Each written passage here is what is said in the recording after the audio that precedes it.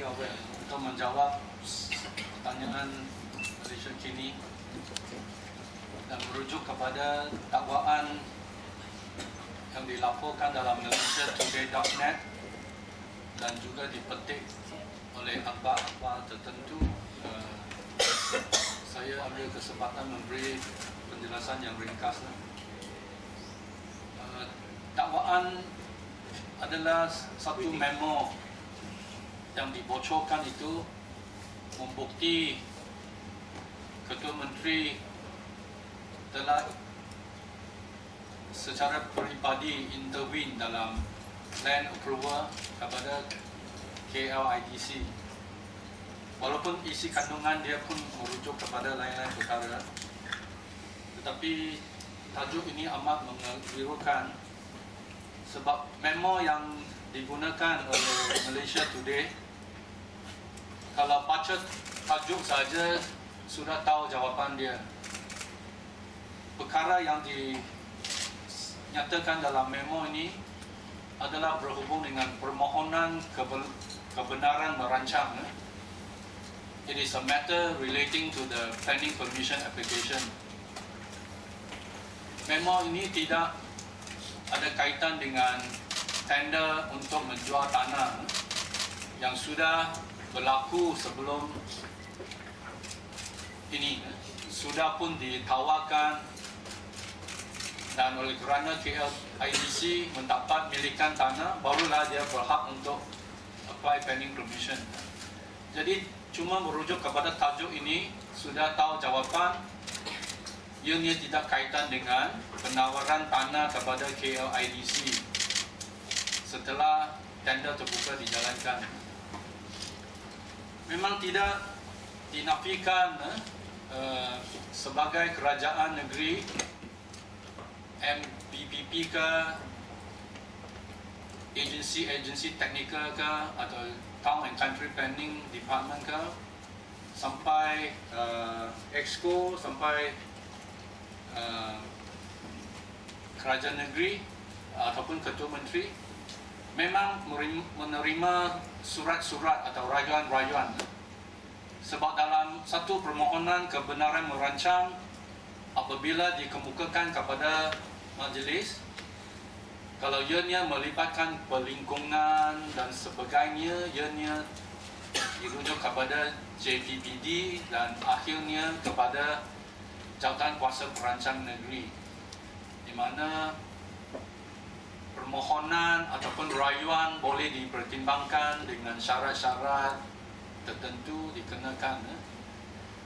Sampai peringkat kebenaran merancang, setiap agensi teknikal akan meletakkan syarat-syarat. Pertama ada density, port ratio.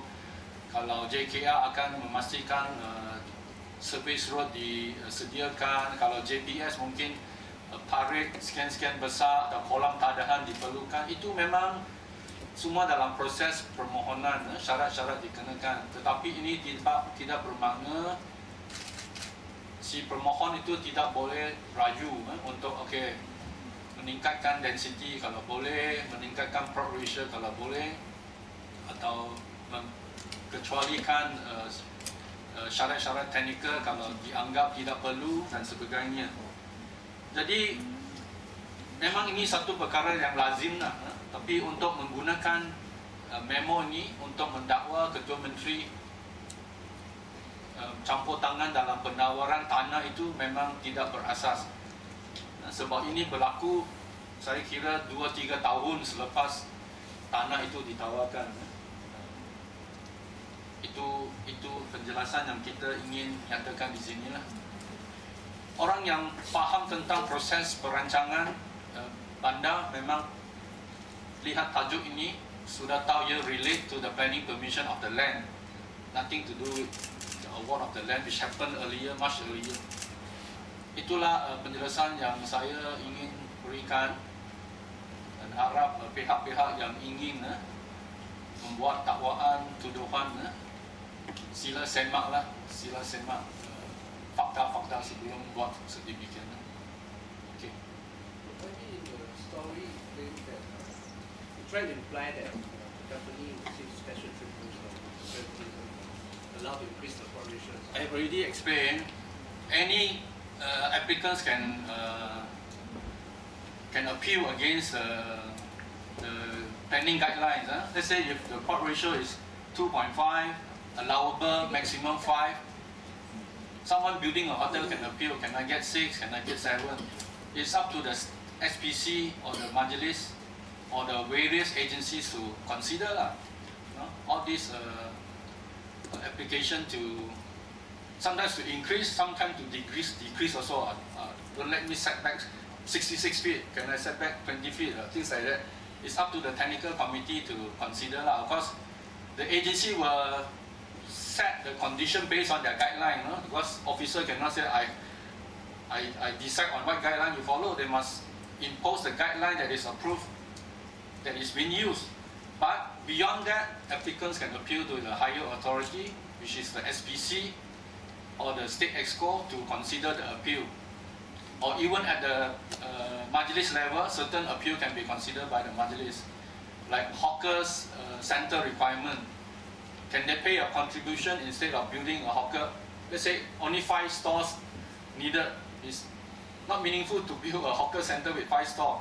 There is a provision for them to make financial contribution in lieu of physical provision of hawker center, for instance. Then, or car park, they can appeal. Although the guideline says so, it is open for them to appeal. And sometimes when we receive this appeal addressed to us or CC to us, it's normal for us to write to YDP, please study the appeal, or Datuk Bandar, please study the appeal. It's normal for us because we can't decide also. We are not the authority to decide. So the technical agencies will consider the appeal, and if it is a power of the State Planning Committee, then the MBPP or MPSP or JPPD will escalate it to the SPC with the paper. Okay, we received such an appeal, whether it is to be considered or not, to be accepted or to be rejected. So that is a normal process. So by taking this leaked memo to accuse the CM for interfering in the land matters, it is 2 different time frames. One happens 2 years before, this is 2 years or 3 years later. So it's not related at all. Of course, with regard to the appeal, I have already explained, any applicants can appeal for waiver or for making contribution instead of providing physical amenity that is imposed by the council. Itu proses yang normal di mana guidelines boleh dibuat rayuan untuk sebab-sebab yang munasabah lah, dan tanggungjawab SPC adalah untuk menimbang permohonan apa-apa rayuan. Kadang-kala rayuan itu diterima, kadang-kala diterima dengan syarat-syarat yang lain, kadang-kala ditolak, kadang-kala ditolak dengan syarat-syarat. Kalau boleh penuh syarat-syarat ini, boleh dipertimbangkan semula. So there is a spectrum of decision that can be made on the appeal, from an outright rejection to rejection with certain conditions that you can comply. It can be retabled again, to acceptance of appeal, to acceptance of appeal with other conditions. Okay, saya rasa harap dapat menjelaskan. What is the justification for the state planning committee to increase allow them to increase the provision? Depending on the nature of the project that we want to encourage, in the last few years, I think, for instance, hotel is quite in demand. Hotel rooms, there's a shortage of hotel rooms in the city, and in any festive season, even rooms in Seberang Pai is not available. So this is a sector that we want to encourage. Sometimes we allow above the permissible or the maximum of 5, we allow 6, and even up to 7. There has been precedent. And in other state KL, I don't know, it could be much higher, 10, 12, 14 also possible. But we need to check lah. In Penang, the maximum at this moment for hotel is 7. But not every hotel will get 7 lah. If they want to appeal, they can appeal. Then we'll look at the location, look at their concept, or if it is a normal hotel or niche hotel, things like that lah. Okay, thank you very much.